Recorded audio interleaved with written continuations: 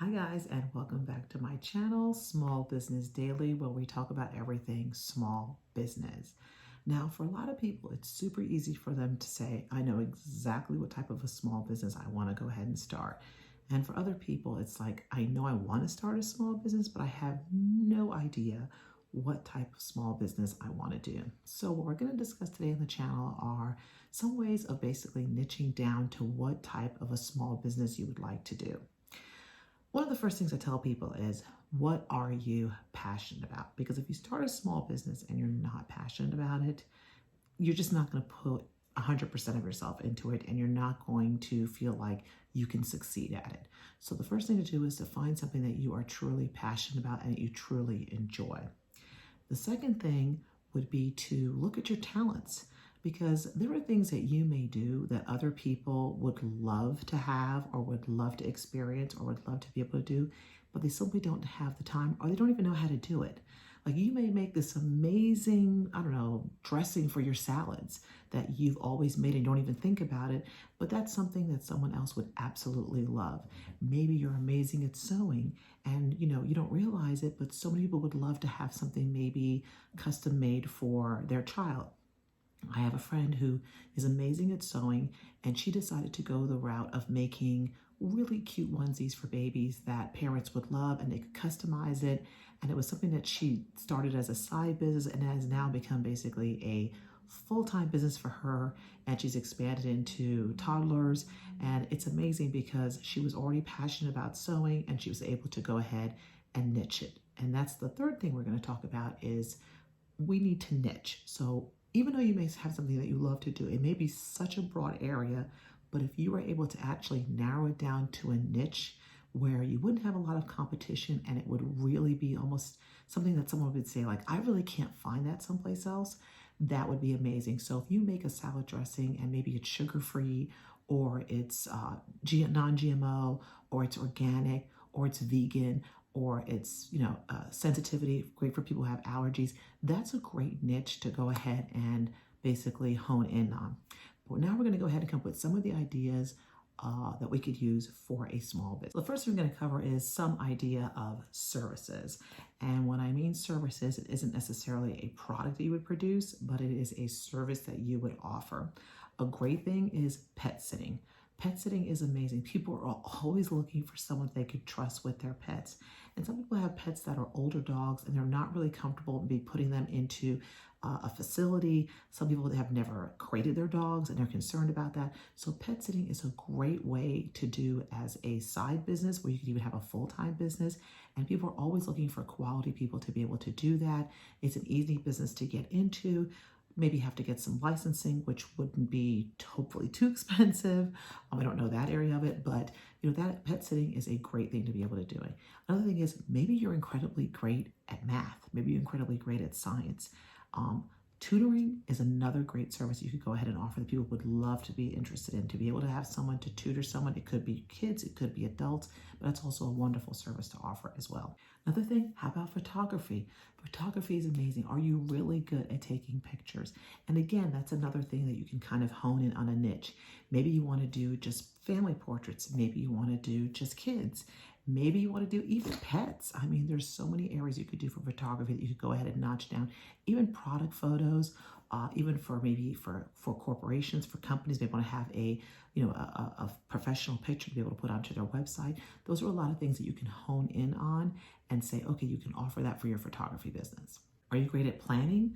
Maybe you're terrific at planning a party. Maybe you're great at planning wedding events, even kids' birthday parties. Parents have no idea how to plan a kid's birthday party. And if you're really good at planning events, you're amazing at doing themes, maybe you have great contacts for like someone who could do a cake, someone who could do entertainment. That's a great thing to do. Parents are always looking for someone to say, hey, I'm really busy. I don't have the time to plan my child's birthday party, but if you could do it and you could pull it off, that would be awesome. And that's a great business also that you would get tons and tons of referrals on. Now let's talk about some product-based businesses that can be done. Again, a great one that I mentioned is things like salad dressings, any kind of a sauce, anything that you may actually make at home that your kids love, your family love, and are always like, oh my gosh, this should be at a store. This should be at a restaurant. It's a great way to go ahead and do something that you already love and you're already passionate about. Just find out the details of what needs to be done, maybe for bottling. You could actually sell those at farmers markets. Just an easy way to do something that you already truly love. If you're really good at fashion, consider doing a fashion line. Start off maybe with t-shirts. Super easy things that people will definitely use every single day that people would love to have. That's a great business to get into, and it's also not incredibly expensive to go ahead and start that. Are you really good at graphic designing? Digital products are incredibly popular. If you go on Etsy, you will see a lot of people that sell digital products. Planners are great. Greeting cards are great. Anything that people can go ahead and download and just have a format on is amazing. So that is also a great way to enhance your creativity and kind of think outside the box of what people would love to have. Also, if you're considering fashion, consider jewelry. We love to wear jewelry. And you can even, again, niche it down into something that is a little bit different or unusual than what everyone else may have online. Another great product to consider selling is accessories. Anything that could be an accessory to something people already have. So say, for instance, I don't know, maybe you are really into biking and you're thinking, geez, what accessories would people have who are really, really into biking or even into fitness training? Maybe you're really into keeping in shape, you're really into going to the gym. What accessories would people like to have if they would go to the gym? If they're considering their workout routines, think of things that you may have actually added to what you do that people may not think of, like, wow, I actually could use that. Now, some people may say, well, what about someone that's maybe already kind of cut out for me that I don't have to really think about it? I can just put on a website and sell the product. And for a lot of people, that's drop shipping. The only issue you have with drop shipping is you have to understand there's a lot of people doing the same exact thing. So you would have to really kind of hone in on a niche with a drop shipping service that would really kind of diminish your population. Diminish your competition as much as possible.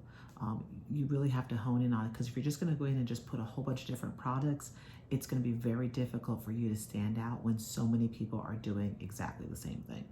Well, I hope this video helped give you at least a guide in what direction to go in to consider what you may want to go ahead and do as your actual small business. Make sure in your area that you check to see if you have to have any kind of special licensing.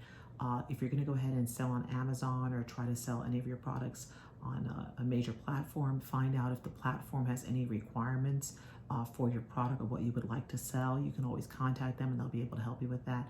But the main thing is just hone in on something that you really enjoy, that is a product or a service that you believe people would definitely want to have and may not necessarily do it themselves, and maybe something you can uniquely produce so that other people can't come in and be like, oh yeah, I already have something like that. And instead of it, it's just like, wow, this is so cute, it's so different. I would love to have something like that. Anyway, good luck. And if you have any comments below about any other ideas, please go ahead and put them on. Thank you for tuning in to Small Business Daily, and we'll be back with another video shortly.